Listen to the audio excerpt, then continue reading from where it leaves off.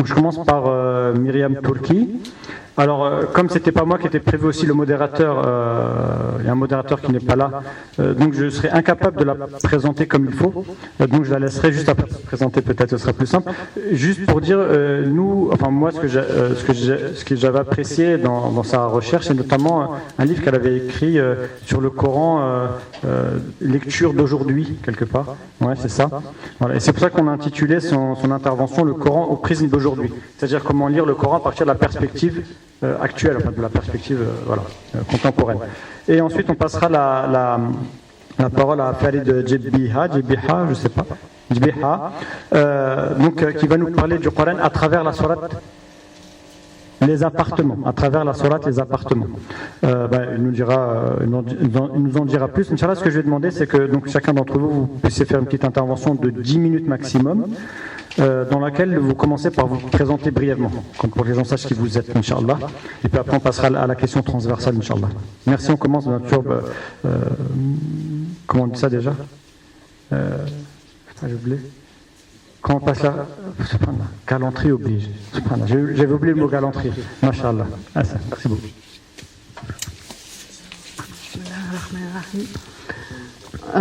Oui, ça va, il faut se rapprocher, d'accord. Bon, je me présente, pour situer mon âge, j'ai passé mon bac en 66.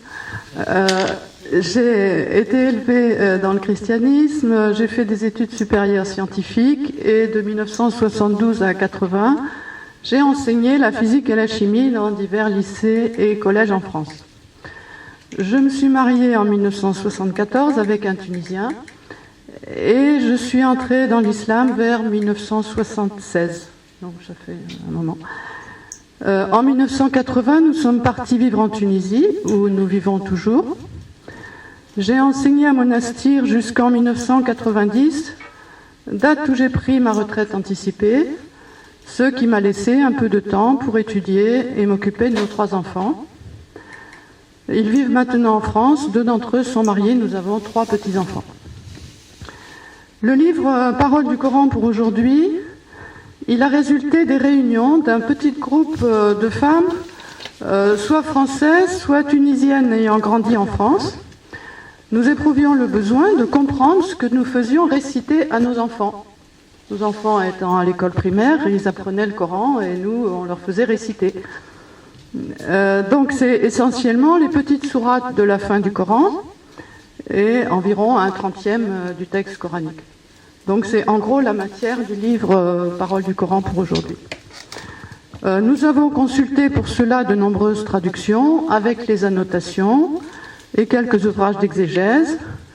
Et finalement, pensant que ce travail pourrait servir notamment à des parents musulmans vivant en France, je me suis adressée à Mediacom qui l'a publié en 1998. Bon, depuis, Mediacom n'existe plus et le stock de livres, je ne sais même pas où il est. Bon, comme je constatais l'ignorance toujours largement répandue en France à l'égard du texte coranique, je me suis dit qu'il fallait continuer à écrire des commentaires du Coran en français, mais je ne savais pas par quel bout commencer l'étude des 29/30e restants. Je sentais qu'il était important de mettre l'accent sur un certain nombre de notions clés, et là mon mari m'a dit les mots clés du Coran, tu les trouves dans la Fatiha. J'ai donc décidé en 2002 d'étudier et de méditer chaque année un verset de la Fatiha. D'abord, d'analyser les mots de ce verset en cherchant systématiquement dans tout le Coran les emplois de la racine correspondante, à l'aide d'un dictionnaire qui fournit la liste des versets contenant une racine donnée, et du dictionnaire de Maurice Gloton. Puis, j'ai associé à ce verset 3 passages coraniques qui pouvaient l'illustrer, et enfin l'étude d'une sourate entière dont plusieurs passages lui faisaient écho. Quand ce travail a été terminé en 2009, il était beaucoup trop volumineux pour être publié tel quel. J'ai donc séparé en 3 parties. Les études mot à mot des 7 versets ont été rassemblées dans l'ouvrage Al-Fatiha, clé du Coran, qui a été publié chez Tawhid en 2015. Et les 21 passages, c'est-à-dire 7 fois 3, 3 pour chaque verset de la Fatiha, ont formé la matière de l'ouvrage Explorer le Coran, étude de 21 passages à la lumière de la Fatiha, qui a été publié l'an dernier chez Al-Burak et que vous trouvez là-bas. Enfin, les commentaires des 7 sourates associés à chacun des versets de la Fatiha devraient être publiés, Inch'Allah, l'an prochain. Dans ces derniers ouvrages, je me suis permis de proposer ma traduction des versets étudiés.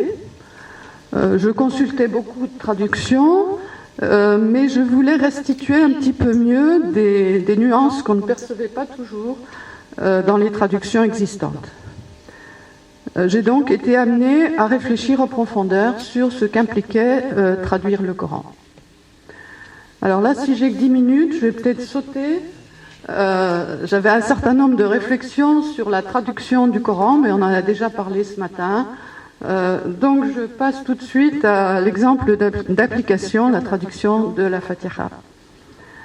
Alors, Bismillah ar-Rahman ar-Rahim. Moi, je propose, au nom de Dieu, le miséricordieux, celui qui répand la miséricorde.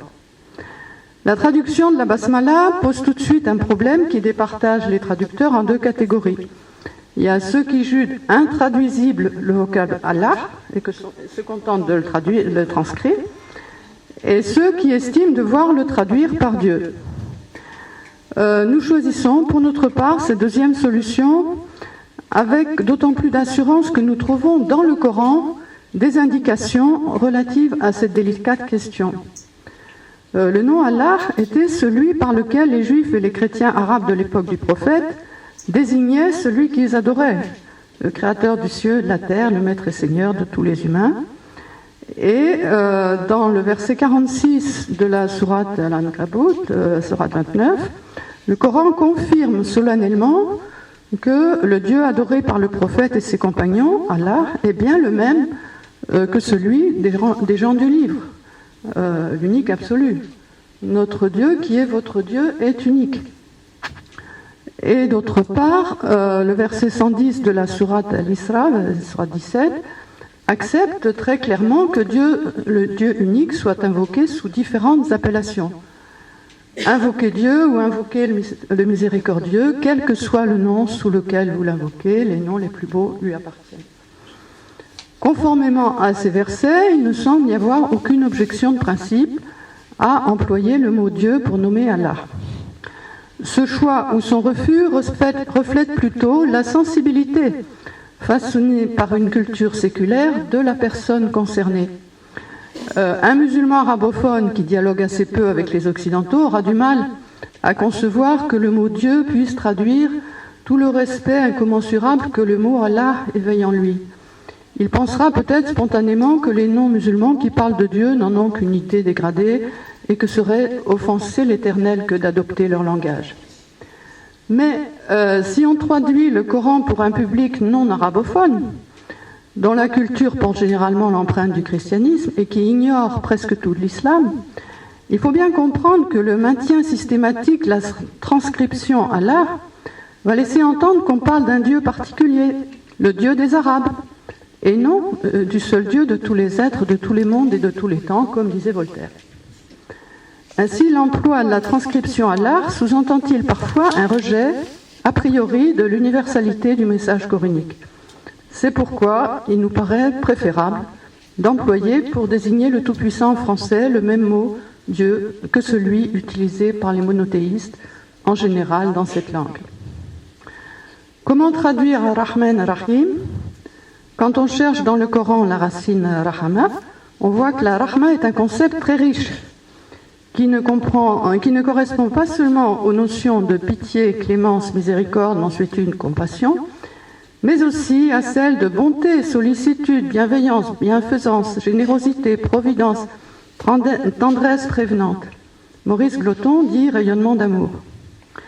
Notons cependant que Ar-Rahman ne peut désigner que Dieu. L'équivalent le plus proche semble alors le miséricordieux, en accord avec la tradition chrétienne, en français usuel, on ne porte pas de miséricorde pour un être humain. Mais c'est une traduction partielle, évidemment. Enfin, il est souhaitable de traduire Ar-Rahim par une expression contenant également le mot miséricorde. Par exemple, celui qui répand la miséricorde. Bon, je pars au deuxième verset, puis je vais m'arrêter. Voilà. Alhamdulillah Rabbil Alamin. Si pratiquement tous les traducteurs s'accordent pour traduire Hamd par louange, la plupart omettent l'article Al, Alhamdulillah. Or, Fakhreddin Razi fait remarquer son importance.